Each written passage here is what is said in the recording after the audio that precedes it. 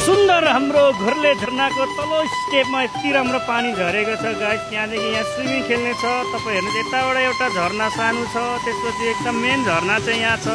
इन्द्रेणीले रङ्गिएको हाम्रो सुन्दर घोर्ले झरनाको यो चाहिँ फेद छ, माथि पुग्यो अनि यहाँदेखि माथि माथि माथि हेर्दै जाँदा यहाँ सिरान है गाइस। यो चाहिँ यहाँ यो पानी चाहिँ अहिले पानीको सतह चाहिँ निकै घटेको छ। यहाँ साउन भदौमा आउनुभयो भने तपाईँ यहाँ उफ्नु सकिँदैन। यहाँ छ नि अहिले यहाँ मान्छेहरू यहाँनिर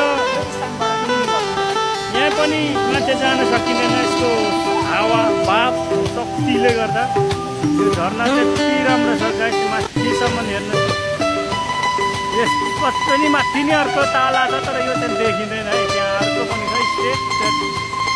यता हाम्रो आज चाहिँ वार्ड बाख्या पनि आउनुभएको रहेछ, मेयरज्यू पनि आउनुभएको रहेछ। अनि यता चाहिँ सिडी छ हाम्रो पुल भइगयो, यता पुल भइगयो, यहाँ झरना यस्तै छ गाइस। ल फोटो कति दामी ड्रोन नै नचाहिने रहेछ नि है। हेर्न सक्नुहुन्छ वरिपरिको